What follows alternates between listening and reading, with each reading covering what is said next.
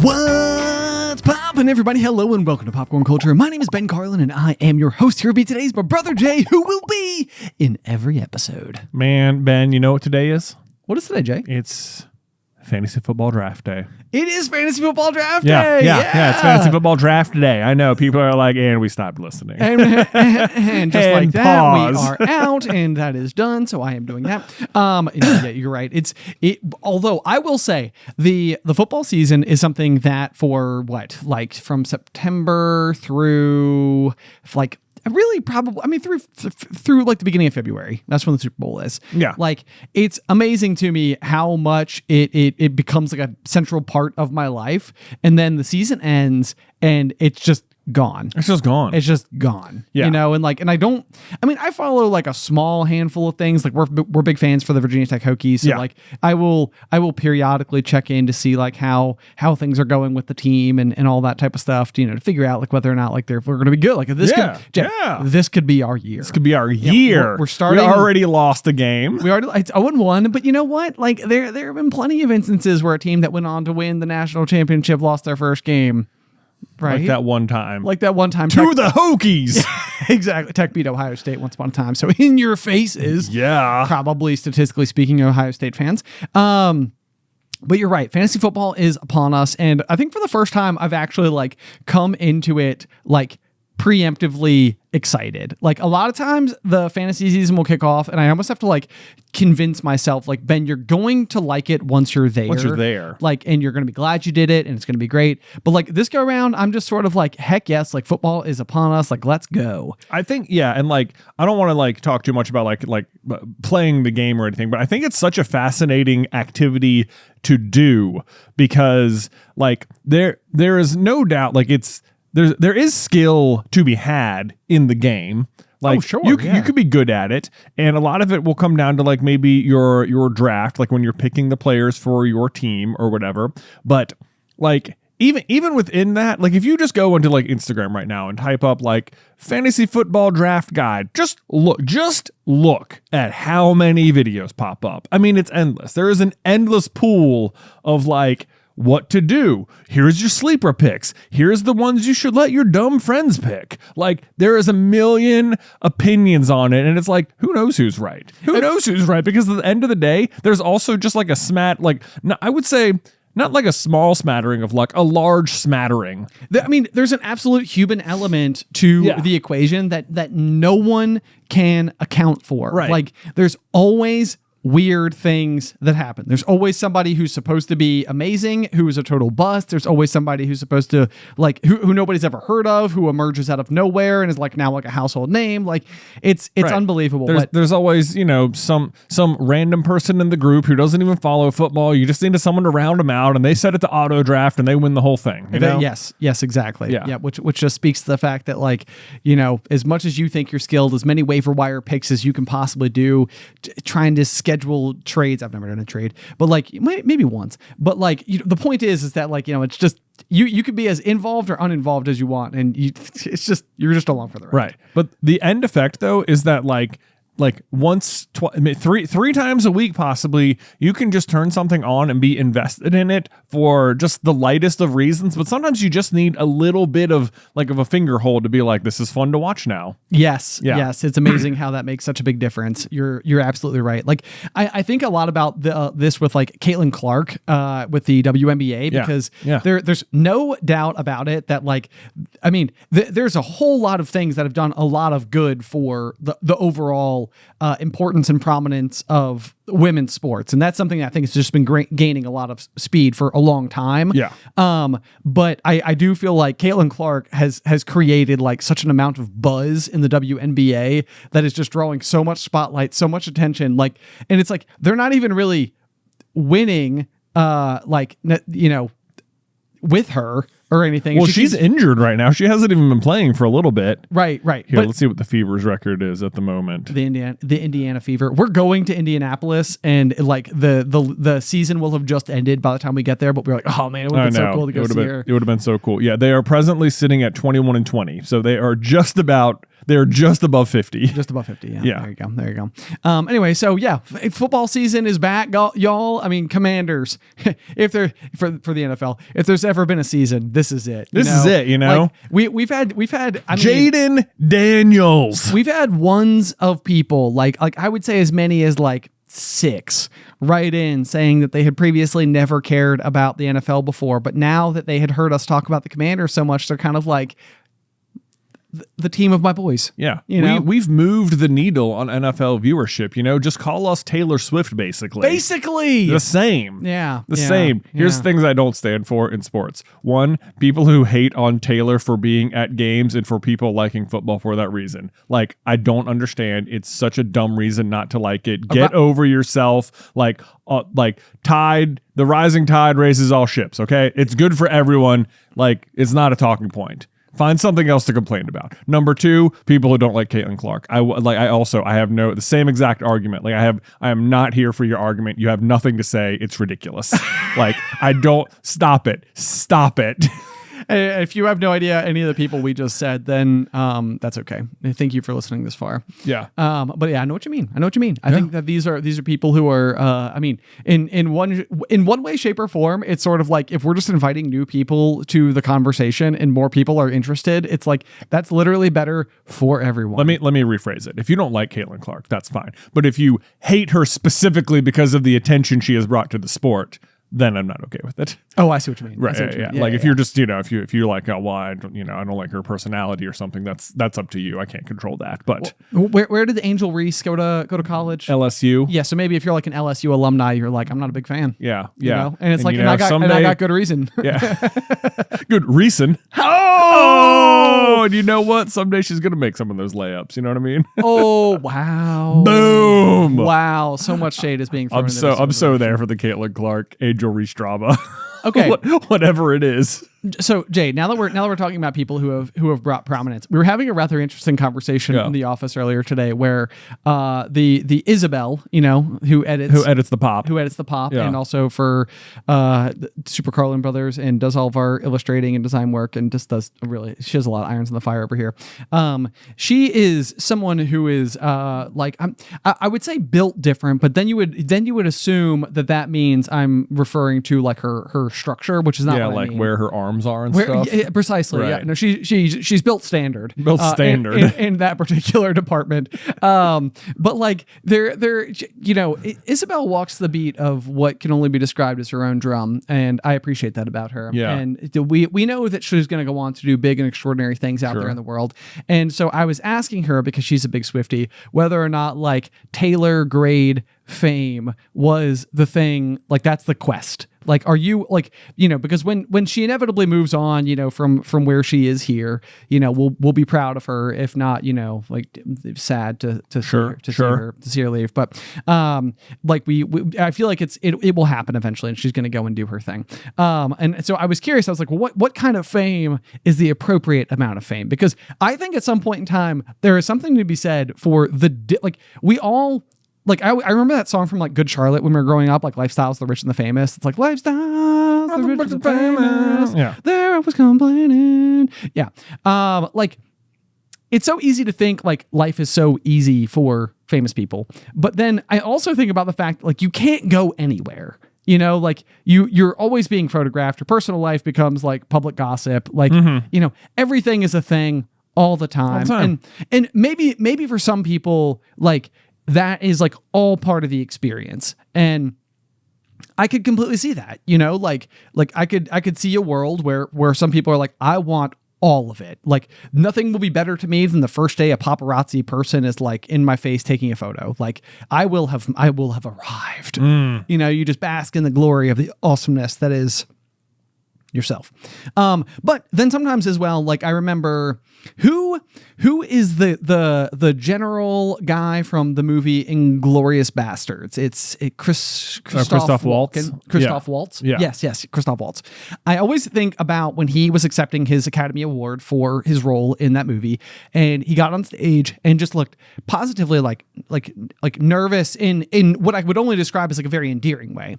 And I'm sure I've brought up this example before because it always stood out to me. me. But I always thought it was amazing that what you have here is a performer. Like, this is somebody who is like built to perform, and they are like so good at what they do. Like, completely, like suck you in, believe they are that character, all that. And this is somebody who almost seemed like very, very, very nervous standing in front of all of his peers to accept the Academy Award, or also just the full weight of his entire career basically like resting on his shoulders in that particular moment. Right. And it occurred to me then that like, just because actors, their art form is to go and perform doesn't necessarily mean that like the attention that comes from being that famous is also something that they desire. Does that make sense? Like he just wants to be an actor, but that doesn't mean he wants to be famous. There's a very big difference between you expressing yourself through your art form, which is acting, which happens to come with a spotlight, and then also enjoying being in that spotlight when you're not on stage or when you're not on set. Right, sure. That all tracks. Yeah, that makes sense. So like that's like the complicated layer of like where is like the best place to be famous, where like it's like this is not going to impede your daily life. You can go about existing, but like you still get that sense of like, oh, I totally made it. Like I have succeeded in my field. Right. Do you have any, like, do you give any consideration to these types of things, or is there any like tier that stands out to you? I don't know. I mean, like, I don't know if you would call like, ourselves famous or anything. Like I tend not to. I tend not to. Yeah. Some people, as like, we have a wide audience here on the internet, which we are, very grateful for and very lucky to have.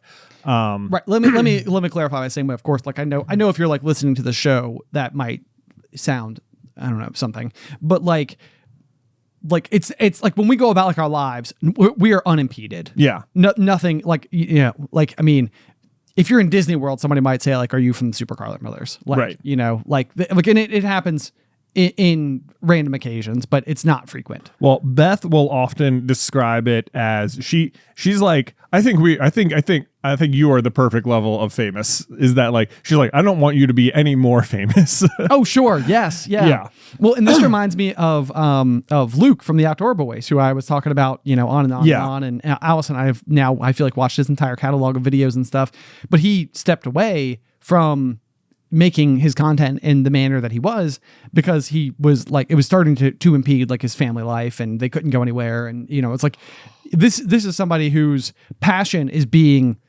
either with his kids, wife, or by himself in the wilderness. So you could easily see where all of a sudden it's like, by sharing these experiences that oftentimes he's going through entirely on his own, being recognized at the supermarket might be not what he's hoping for. Right. Let me look up the name of someone right now, because I have been thinking a little bit about this somewhat in the recently. All right, I don't know how to say his name. Nate Roos. How would you say that name? Ooh, Nate Roos. Nate Roos. Okay, yeah. Nate Roos. I don't know if you guys know who that. Do you know who that is? I don't have any idea. Perhaps it's a certain level of agreeable fame. Then. Yeah. There you go. Nate Roos is the lead singer of the band Fun.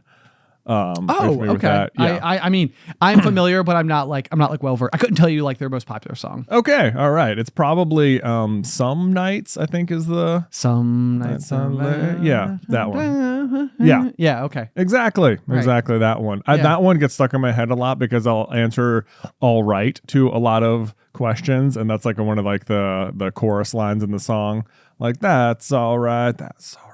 Yeah. Oh yeah. Yeah. Okay. So that gets stuck in my head a lot. Yeah, exactly.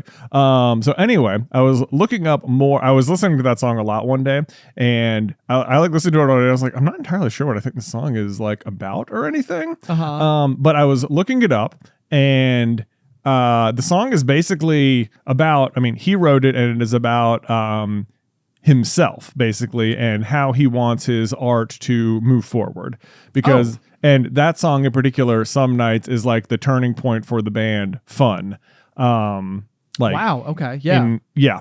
So basically what the song is about is like, for the past, like the 10 years leading up to the making of that song, they had been really focused on like a very specific like indie style of music. Okay. And he felt like he was not getting to reach the people he wanted to reach with his music. Like, but he felt like the only way to reach a wider audience was to stop making like indie music and make more of like, you know, commercialized music for like a wider audience. You know, that is always like one of those things. I remember the movie growing up, That Thing You Do.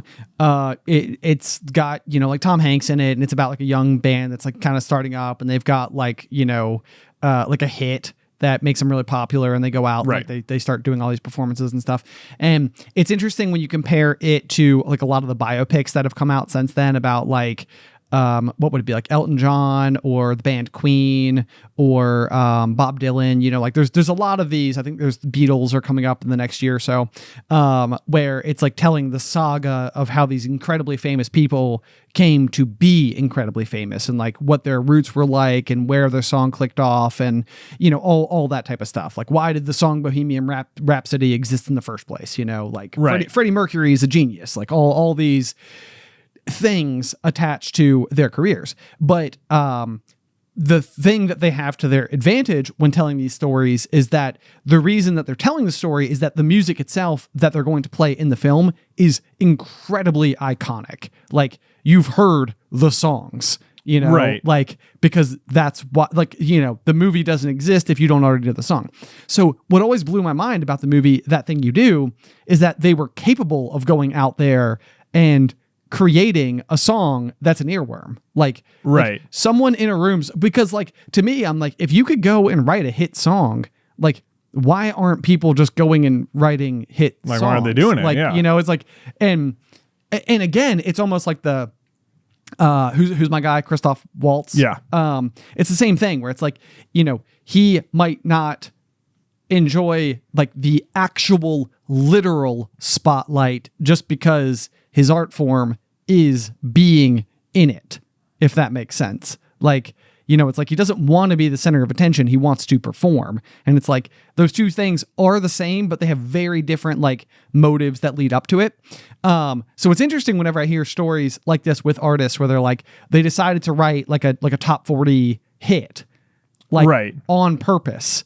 And like, cause in my mind, I'm always like, opposed to, well, it was like I don't like, there's a little bit more to it. The song is really, I mean, the song itself is like really clever, like the way it's doing it and stuff, because it sounds like what he's basically saying is that, like, you know, I feel like I have something to say, or I feel like I know what I want to say and I want to get out there, but it's like, what's the point? Like, there's like it feels like it's like I fought like making this transition to like sounding a certain way and making music that sounds like it's like for the radio, like for a really long time, because like I don't like I want to make music in this certain like style and I want things to say, but it's like it's been 10 years and I've been doing it and I know I'm good at it, but like it's not like growing the way I want it to. So like, but if I make it for this wider audience, then it feels like I'm abandoning my roots, and then I sound different, and it's like, well, you know, like am I selling out, or am I just getting what I want, or like is you know, like is it weird having one foot in one side or whatever? I don't know. But like, so as the song goes on, like he gets sort of towards the end of it, and he like, there's like a little story in the song about how his sister fell for some con with a guy, like a con called love or whatever. Okay. And so he says, like, I look into my nephew's eyes and you wouldn't believe the most amazing things that can come from some terrible nights. Oh, yeah. Right. Okay. Wow. Yeah. Got chills a little bit. Yeah. Oh, yeah. Yeah. Right. So basically, but as he says the word nights, he starts being auto-tuned. And the auto-tune, so that's like the lie, is like the auto-tuning. So basically what happened is, you know, as far as the story is concerned, he's like, what the message there then is that, like, you know what? My sister made, like, something bad happened to her, and in the end, though, now I have my nephew and he's great. And that's like, it was a bad thing that happened, but a great thing came from it. Right. You know, so there's that. So I think like he's sort of like, basically that's like his justification sort of. It's like, you know what, even if this is the wrong decision, it doesn't mean some great things can't come from it. But as he says the word night is when the song goes really auto-tuned in a way that like the band had never sounded ever before. And that's supposed to be like the transition moment from like the indie style to like the top 40 style. That is like so fascinating. I know. I was like reading about the song. I was like, this is like I love this song suddenly. Like, yeah, that's a great because it is like one of those things where it's like if you're just listening to it like as like background noise and it gets to that exact moment, it's like you hear the little phrase and it's like when I look into my nephew's eyes, you won't believe the most amazing thing. Like, it's like a lot of times like I hear that and I'm like, wait, your like what does your nephew have to do with the song? Like it feels like to me, not listening to the lyrics and not really paying attention to the story properly, like a lot of times it's like what? Well, I know it's like once you know what the intent of the song is, all of the little like random sounding lyrics all like add up and like start making sense. And stuff. And that's what I had never given it the courtesy to do. So then what you hear while the volume on your car is at like 12 and you can just barely kind of hear it like in the distance is the crazy high pitched auto-tune thing happen, and you're just like, music these days, like, and it's like if you talk to like that's the kind of thing where it's like if you talk to them you'd be like, oh, that's the point. That's the point. Like you're aware, like this is not you leaning in, this is you like leaning in but like as satire. Like but right over the head. And then there's another line in the song and I can't tell, it's one of those I don't know which interpretation I like of it more, because I feel like when you hear the lyric it says when I hear a song it sounds like this one, or it's when I hear a song it sounds like this song, and I don't know whether it's saying swan or song. Oh, okay. So like if you said like this is my, like if someone said this is their swan song, what would that mean? That would mean that this is like their magnus opus. Is that how you say that? This is like their crowning achievement. Okay, well then maybe he's talking about that song, because I think the word is swan, but I kept hearing it as when I hear a song it sounds like this one. I thought like, to me that almost makes more sense, because then it's like when I hear songs on the radio they sound like the song I'm singing right now, so maybe that's just what I have to do. Right. Yes. That's it's very dicey in that way, where but then you can look at it from a bunch of different perspectives. Like you could look at like pipelines if you wanted to, and you could talk about like Taylor Swift all day, because obviously I mean there's she's an anomaly of an existence of a person in the first place. Like we don't see many people do what she's done throughout her career, but like you could potentially make the argument that like someone early on advised her that like entering the music scene through like the country genre might be like a way to grab a foothold. And then like I would almost argue that like what she's done is she's moved away from her roots, but like only by perception, only by like that's like the way like the history book might show it. Like you started as a country singer and then you became this pop star. But I would almost argue that she seems like a pop star that knew that the only way she could become a pop star was to grab a foothold as a country singer and then come back. Yeah, it's so hard to know. It's like I have no idea whether it feels hard to think that when she was like 16 or something, she was like, this is my plan. I'm going to break into the music industry via country and then shift. But if there's anybody, it'd be her. Well, I mean, maybe, yeah, you're right. But maybe when you're like a teenager, you're just like, hey, I would love to be a country star or whatever. And then you get, you do it and you're like, well, actually, I like other kinds of music, and I want to make other kinds of music. I don't know. Right. Well, I mean, and it's a huge leap. I mean, I was literally just talking to Alice about it the other day, like with us, where our year one of Super Carlin Brothers was very different from like where we ultimately went, and the day that we decided to make like fandom centric content, it felt like we were like abandoning the people who got us to that point, and that was really difficult.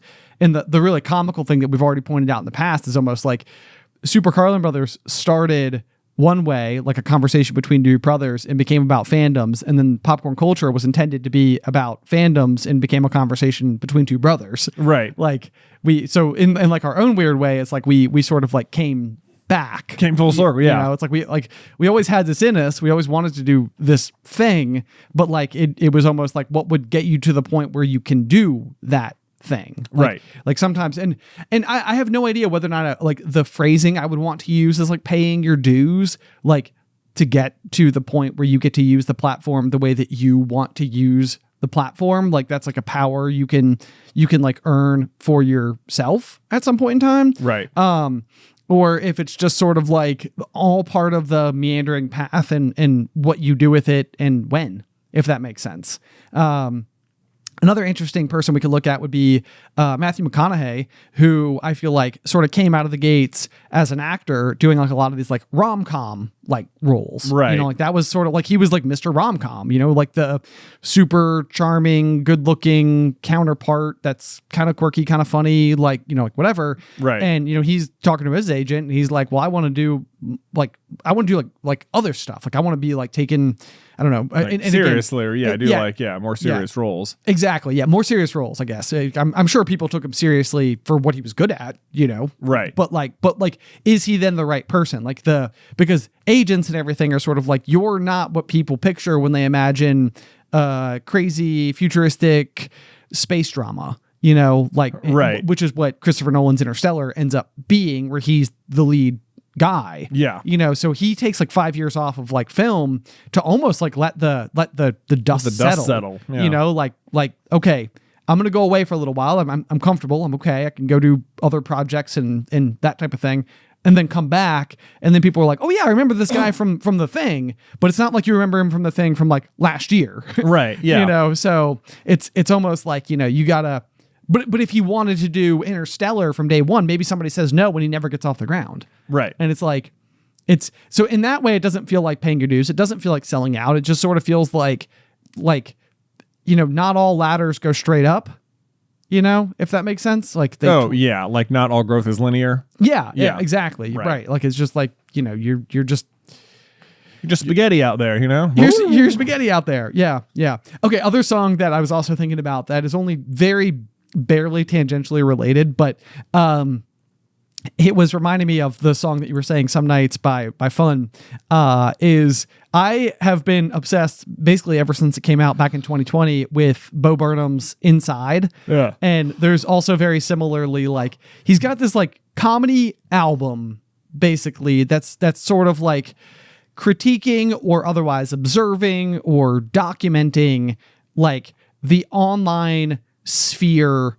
at this moment. So like throughout the course of it, you know, it's during the pandemic and you know, if you watch it, I think on Netflix, a lot of what you're witnessing is sort of him, what appears to be like kind of going crazy, like living inside of this like small little house. And he's like in there and it's like he's growing a beard and it's kind of slowly getting taken over with takeout boxes and it's a mess and he looks exhausted and all that type of thing. But some of it's also supposed to be about like content creator burnout and what it's like to consume content on the internet. And he has one of the songs, which is just otherwise, you know, feels very funny. It's called White Woman's Instagram. And it's going through like all the classic things that you could stereotypically find in posts. So it's like tiny pumpkins, latte foam art, messages written in the sand, like, you know, I can't even tell if I'm like singing this song in my head, and that's the reason I can think of the examples. Right, probably. Or, like, do those come in that order? But then it breaks at some point in time, and so it's critiquing on some level the way that we become homogenous in our social media posts. Like we're using these things as like ways to be unique, but the ways in which we're unique is awfully similar to the ways everybody else is being unique. Or something. And I can't even say that I'm smart enough to understand Bo Burnham in all of his cleverness because he's just smarter than me. But it gets this one really like sweet moment of the song where the post that the white woman, air quotes, is putting onto her page is about like her mother and how she's been gone for 10 years. And she's basically writing like a note to her mom saying like, you know, I've got a boyfriend and I've got my own apartment and I've got a job and things are going well. And like, you know, I'm still getting used to you being gone. It still feels strange, like blah, blah, blah. It's this very like emotionally impactful moment that's otherwise tucked into this song that just feels like pure nonsense and silliness. And it's crazy because I even feel like what he's doing there is almost exactly what your guy from Some Nights did. Nate Roos, yeah. Nate Roos, where it's like what he's effectively done is like he feels as though he's like abandoned his roots maybe, if we want to assume that's the point of the song. And like by creating this thing, but what he also created in the process of writing a top 40 song is actually really clever and has layers to it and is kind of amazing. So it's like even his version of, and again, major air quotes, selling out isn't really selling out because it's kind of genius. Right. And so it's like, I think even as jaded or exhausted or worn out as we might get with something like social media and like the pressure that it can put on you, the keeping up with the Joneses, the comparison games, like all the things that social media is not good at. I feel like what Bo Burnham is pointing out is like, it's like, yes, there are all these like stereotypical things and yes, we will inadvertently fall into boxes and like, like those things are going to happen. But also this is a really special application. Like this is maybe social media at its absolute best. Like this is somebody speaking from their heart. This is somebody trying to, it's like the modern day version of like visiting a gravesite. It's like, it's honoring someone you loved who's gone and you're just like, you are spiritually connecting with them. You are emotionally like releasing something from within you. It's like whoever this fictional person is who's writing this note to her mom, it's like, it's a good thing. Like, that's it, Right. It's like good things can come from bad places if you want to be that jaded about it. Right. That's sure. Yeah. cynical Okay. about it. Yeah. Yeah. Like, I'm not trying to call social media bad. I understand what I do for a living, but I like, but you get the meaning. Like we've all been impacted by this thing that's become omnipresent. Yeah. Yes. It is unavoidable. It feels often. It does. Yeah. Yeah. For sure. Yeah. That was an interesting conversation. Yeah, it was. Did we do okay at music? Oh man, maybe. Are we growing? Oh, perhaps. Perhaps. Anyway, transition. All right, Jay. I don't know for sure. Over this past weekend, we went to. Let me back up. I don't know whether or not what I'm about to say is going to be a bad take. Oh boy. Well, now let's hear it. Let's hear it. This past weekend, we went to the lake with our whole extended family, and there I realized that maybe like whether or not it was like unintentional or like maybe with a degree of intention, I think that maybe like a parenting decision that I subconsciously made became apparent to me. Okay.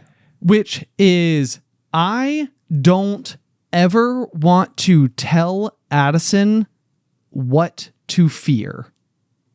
Like, it's like, I want her to assume all things are good until she experiences them otherwise. Okay. Like what's your example here? Bees. Oh, bees. Bees, I think, would be a fair example. In this particular example, I think dragonflies would really even more specifically be what's going on. But since we've been going out on the boat, and I don't know if this is a mid-Atlantic thing, I feel like we see them in Vermont too, so it must be at least more than just here. But dragonflies, or possibly even mayflies, I think that a friend of mine instructed me once that real dragonflies are different, and most likely what you're calling a dragonfly is a mayfly, but interesting. Not important for the purposes of this conversation. One way or another, you know what I speak of. And when we go out on the boat, a lot of times they are like hovering over the water and, like you can see them fly around. And so ever since we've been going out in the boat, I've always instructed Addison to hold her finger out like a pointer and allow the dragonfly to land on her finger.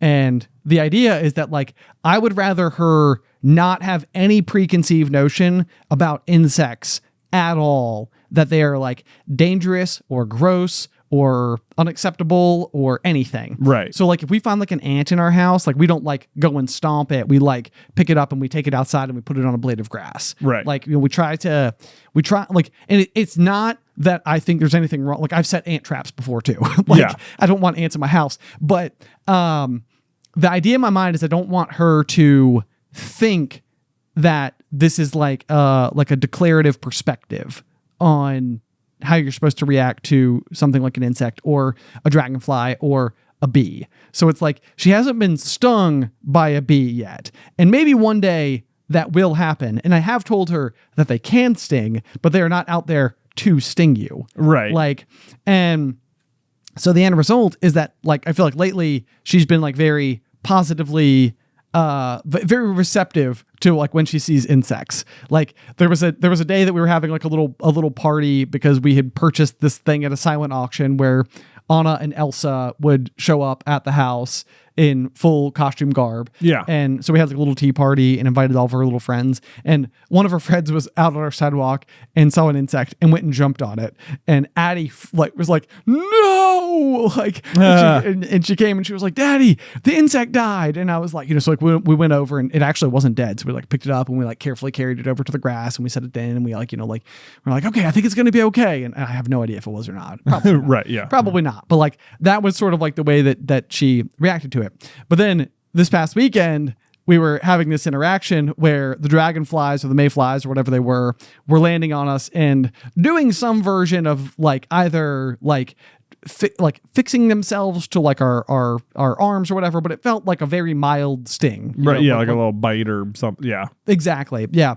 And so it was funny because I felt like everybody was getting irritated with like the dragonflies, but like everything I have told Addison up to that point was like, these are fun. Like when you see them flying around, stick your finger out, see if they'll land on it. Right. It's like, hi, dragonfly. Like, this is a good thing.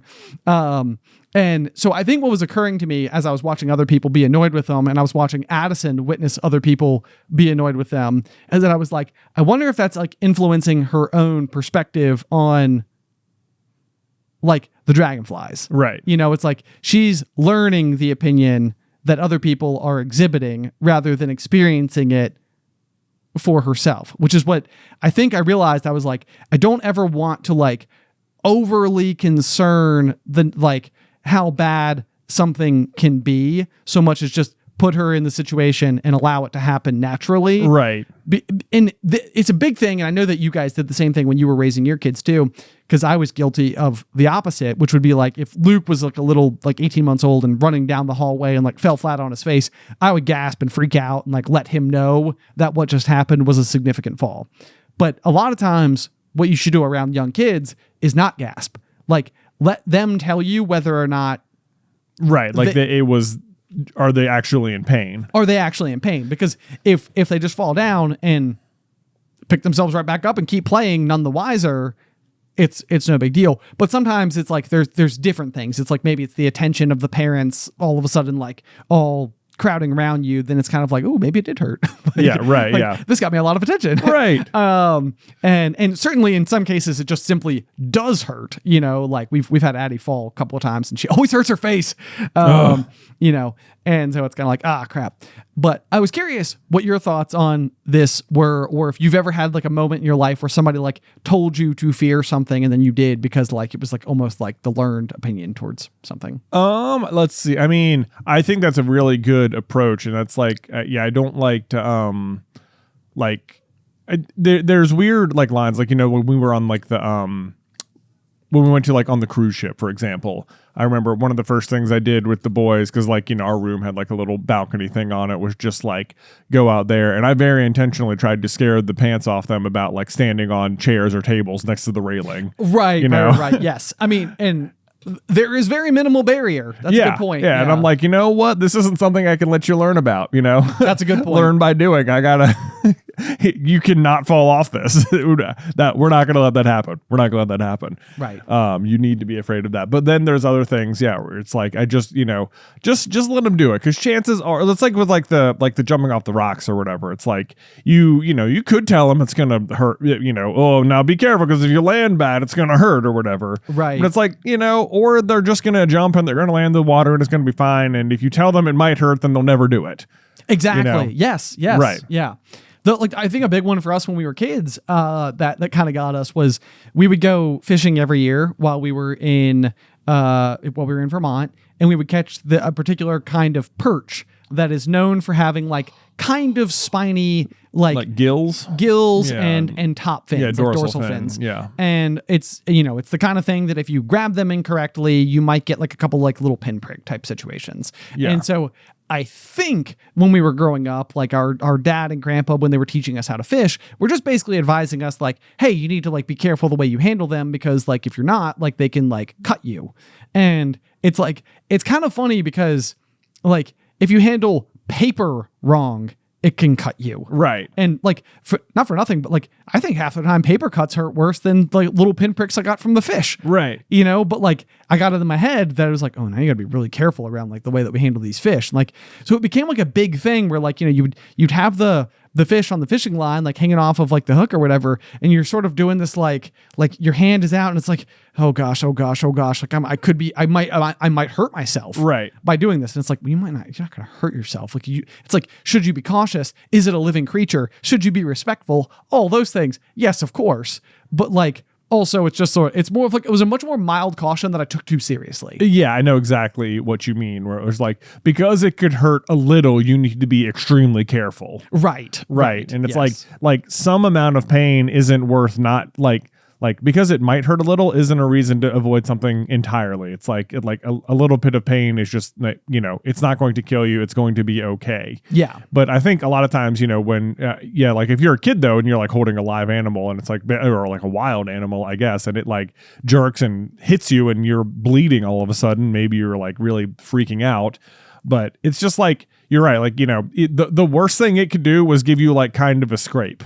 Right. You know? Exactly. Yes. Yeah. I mean, like it would be just as common, like, you know, in fact, it even happens. I feel like half the time, like when we get home, like, you know, the dogs are always so excited to see us. So the first thing they do when I walk in the door is they'll jump on me. Right. And half the time that means I end up getting like a big long scrape down like my, you know, my upper thigh or my shins or whatever, because they jump up and I go to like kind of like push them back down to the ground or whatever. And as they go down, their you know, their claws just scratch you. Scratch like, you. Yeah. That's way worse than anything the fish has ever done to me. Exactly. But why did I have such a specific fear around the fish? I don't know. Maybe you just needed like more time with it. Yeah. You know, and getting used to what that could be like and stuff like that. But such an unnecessary fear. And similarly with fishing, the other one was just the hook itself. So if you've never looked closely or you've never gone fishing before or anything, the way that fishing hooks work is that they obviously come up in like a J shape or whatever. And there's usually like a downward facing barb going the opposite direction, and that barb is there so that like when it hooks the fish, it basically is like an extra layer, a barrier that prevents the hook from coming back out. Exactly. And some people clip those off, you know, for safety or out of, you know, like whatever, like that's a common thing to do. But the big thing too with the hooks then is that if they get caught in your skin, that they do the same thing. They do the same thing, and it then becomes very difficult to like pull back out. So another instance I remember, I think I was 20, like I'm much older, you know, and we had done a lot of fishing by that point in our lives. Yeah. And I remember we were out on the boat and it was early in the morning. I was probably like 6 and we had all gotten up. We had our coffee. We're out there and me and you and dad and was Tyler out there? It doesn't matter. But like a group of us were out on the boat, you know, in sight of the house. We weren't even that far away. And I was going to take the fish off and it just sort of like flailed in my hand. And I like, you know, kind of moved one hand over and the hook was still in the fish's mouth and also in my hand.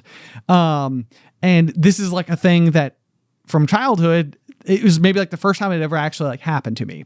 But from childhood, it was a big thing that dad made a big deal about. Like you don't want to get the hook in your hand because it's going to hurt a lot. And it's going to be hard to get out. And it's a thing.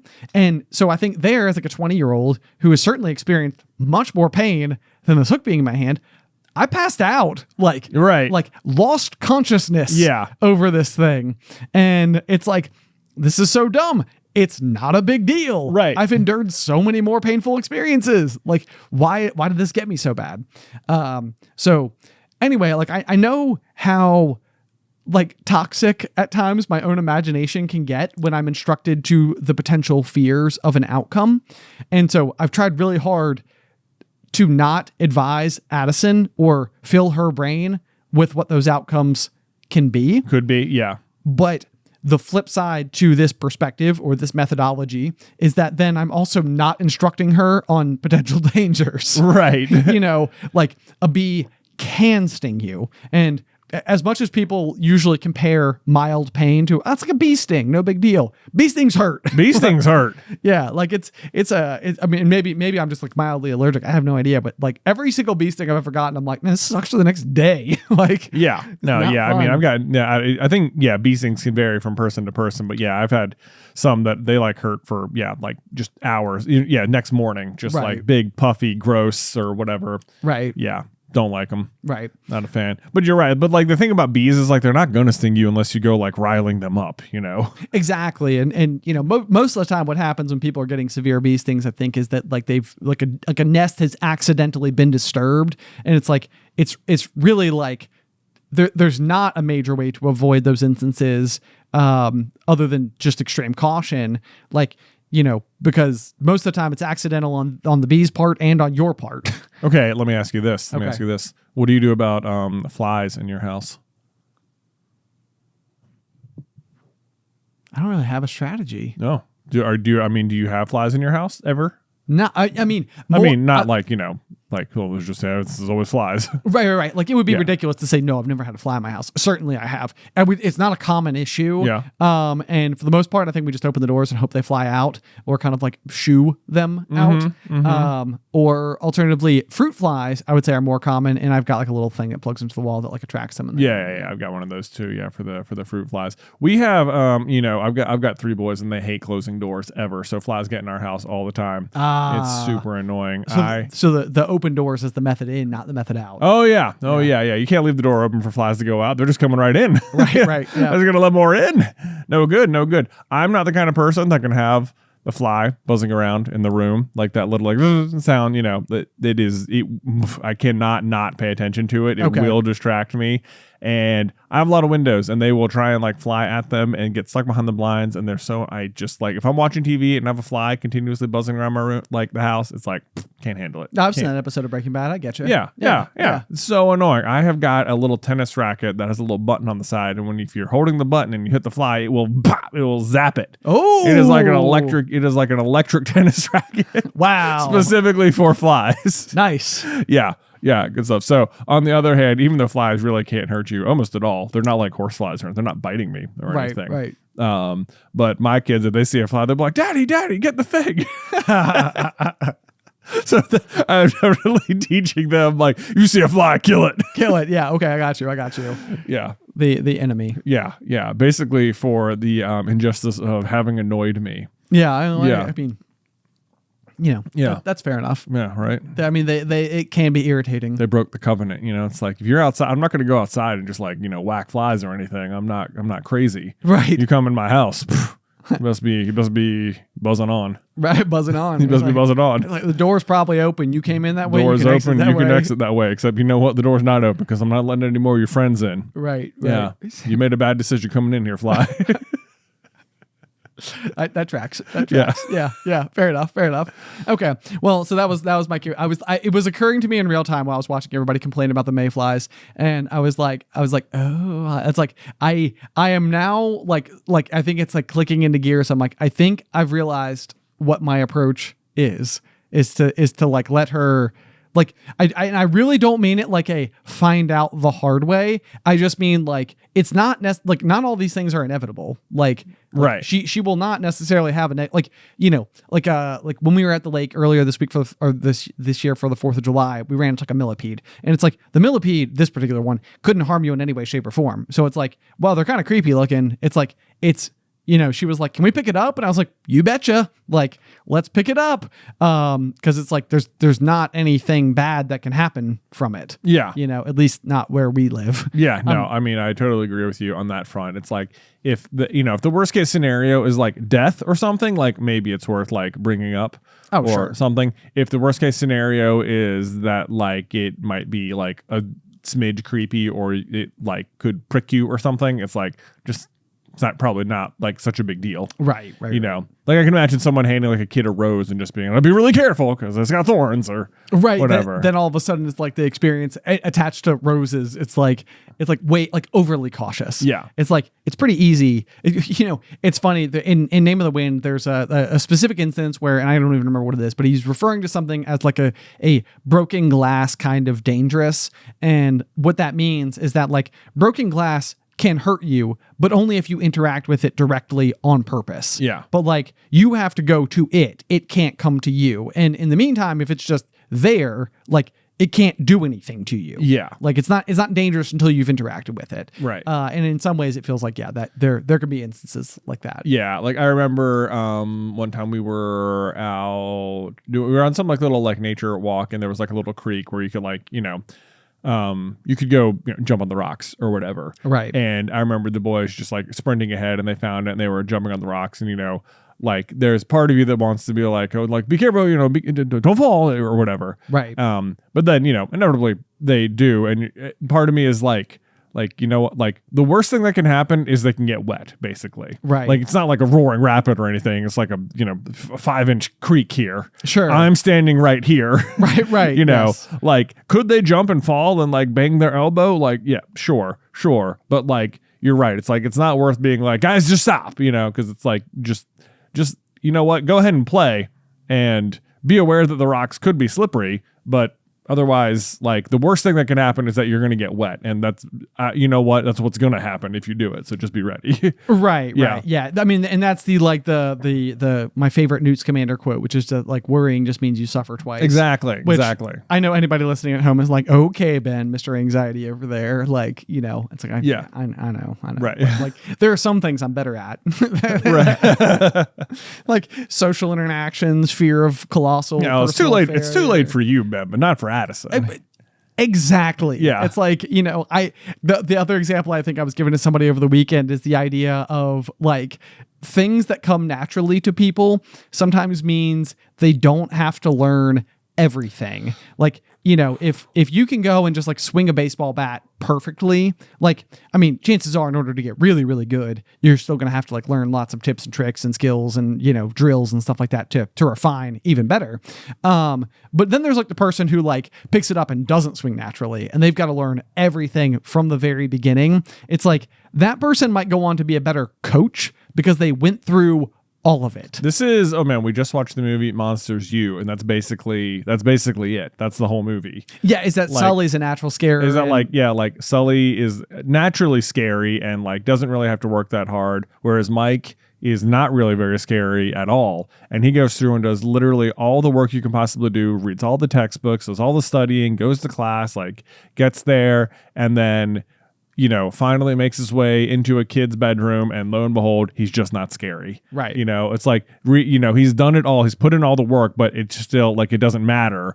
But then but he knows how to be scary. He's just not scary. Right. So then he's the ultimate partner to Sully. Who he can channel off his wisdom into to make this otherwise naturally scary guy even scarier. Exactly. Which then, their combined teamwork, fills an entire room of canisters through the door, and it's, crazy. Yeah. So maybe now my gift to Addison is I have chronic anxiety so that you'll be better off. There you go. Yeah. You can be the Mike Wazowski to her Sully. Precisely. Exactly. Yes. Yeah. Yes. I mean, out of all the characters from Monsters Inc. that Addison absolutely fits the mold for. Yes, it's Sully. It's Sully.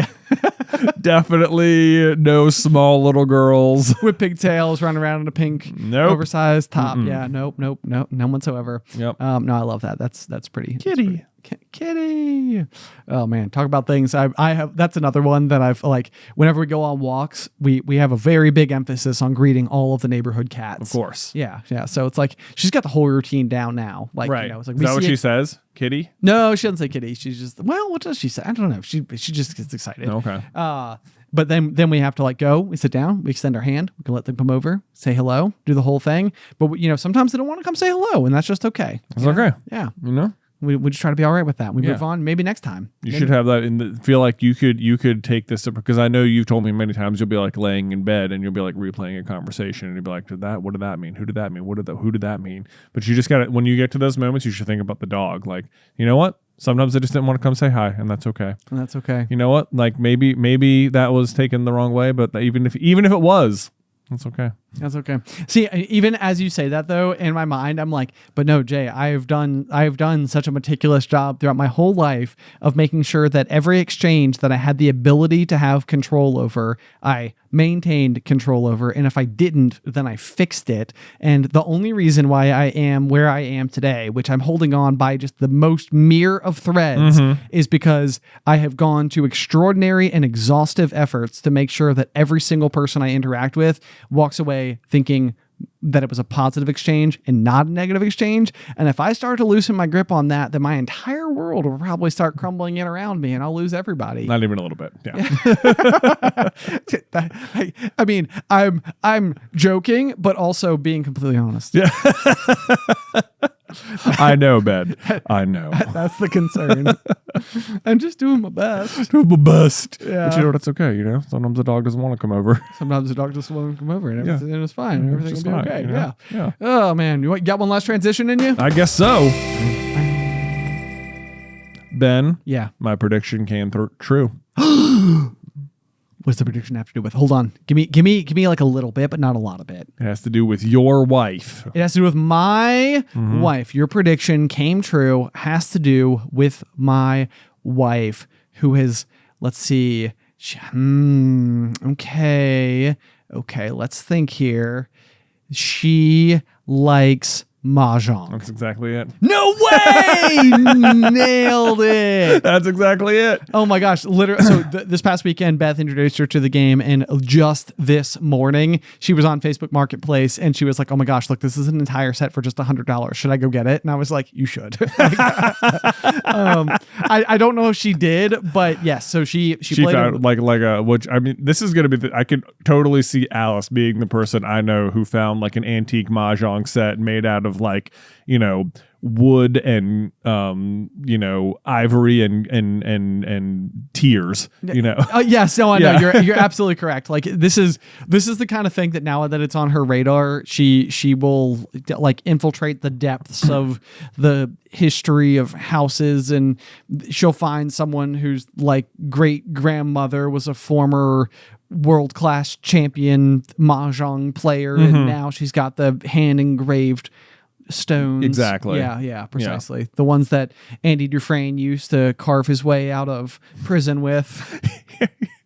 You know, the part of Shawshank Redemption where Andy and Red play Mahjong with Brooks for 45 uninterrupted minutes. Dude, I'm not going to lie to you. One of my absolute favorite aspects of the movie Shawshank Redemption is when he's going out and carving.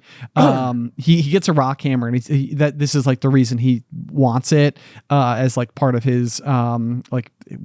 So he says. So he says. Is paraphernalia the right word? No, there's a term for goods you're not supposed to have. Not like commissary.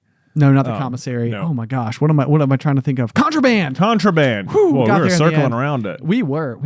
But he wants this little rock hammer, and he says the reason is because he wants to make a chess set out of like the onyx and marble. Yeah, the rocks in the yard and stuff. Yeah, and he makes some really gorgeous ones that the warden eventually throws at the poster, and when it goes straight through the poster, that's when they discover the hole. And anyway, so if you haven't seen Shawshank, I just ruined it. But also, probably not. It's more than just that one moment, you know. It is more than just that one moment. I mean, how often do you really look at a man's shoes? It's a great question. Okay, so you predicted that Alice would enjoy Mahjong. I think my prediction was that before the end of the year, she would be asked to play Mahjong. You have said this before. Yeah. Yes, it is definitely like one of those things where it seems like it is an activity that is catching on in a way that is rather unique. The thing that I think is going to be very interesting about it is that is whether or not that we didn't just create two rival clans here in the greater Roanoke area, because Alice has like her group of like seance girls, of whom, I mean, that is kind of like their joking title. It's like what their group chat is called or whatever. But you know, like the people who did the seance when we were like on tour with their Ouija boards and stuff. Right. Yeah. They just do other cool things as well, like make candles and hang out and do ice baths and whatnot. But I could see a world where she goes and creates like her Mahjong group and Beth has her Mahjong group, and eventually the two will collide and it will be like, whoa. Now we have a tournament. Now we have a tournament of Zhong. a Jong-Off. A Jong-Off. Yeah, it seemed really interesting. It was really kind of fascinating because like I was sitting there while they were playing Mahjong and I was sort of like looking for a couple of different things on the internet, just doing some like research type stuff and kind of vaguely listening in on everything they were saying, and every single word that came out of their mouths sounded like complete and utter nonsense to me. I was like a scrap and a pip and a like a fish and a squirrely do. You got a red dragon, a green dragon, soap. That's the white dragon for some reason. Yeah, I'd have a pung. Okay. That's like a run of 3. You got the one bam bird. You got cracks and dots and these are. I'm recognizing some of these words, although exactly. One of those could have been made up, and I wouldn't know which one. I'm going with pung. Pung is the thing. Okay. That would have been really funny if you were just like, haha, I'm going to sneak one in here. Got in there. Nope. Those are real Mahjong words. Okay. Yeah. Okay. Yeah, and there's the Charleston. There's building the wall. There's so many fun Mahjong words, for sure. I think that's half the fun is saying the words and being all clicky with the pieces. That's right. Yeah. I mean, they're very satisfying. They are very satisfying, for sure. The only thing I would say, I loved the pieces. I loved the mat. The one thing I would say I wasn't a huge fan of was the little racks. They're like kind of like colorful plexiglass.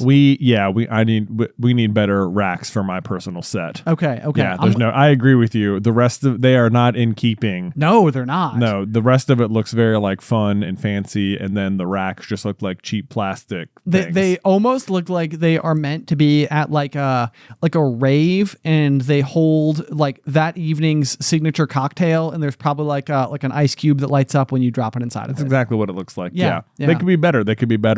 Don't worry. The fact that Beth is into Mahjong now means I have just like a whole like laundry list of like cool gift ideas.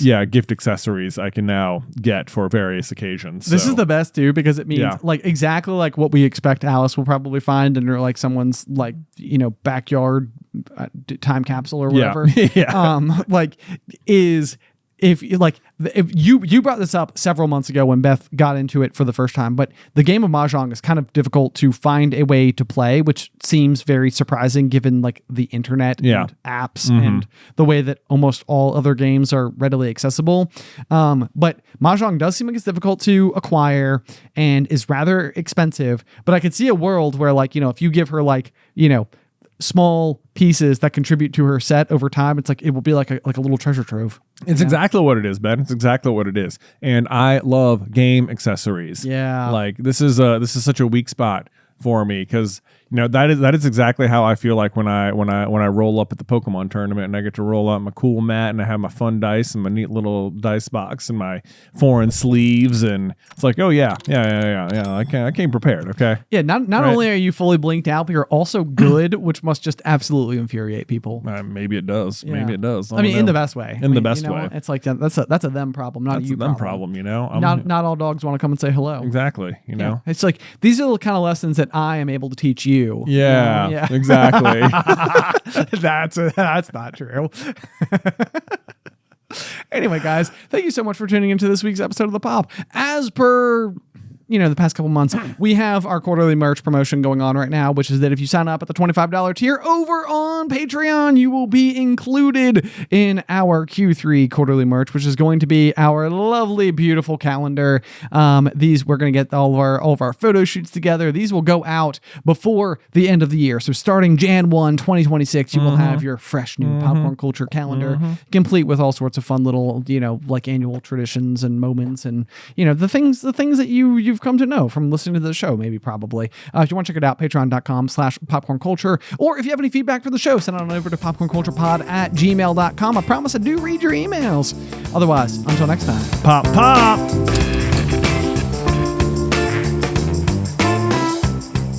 Today's episode was edited by Isybelle Christley. Vaishon Brandon does our art. Catherine Stein is our production manager, and the show is hosted by me and Jonathan Carlin.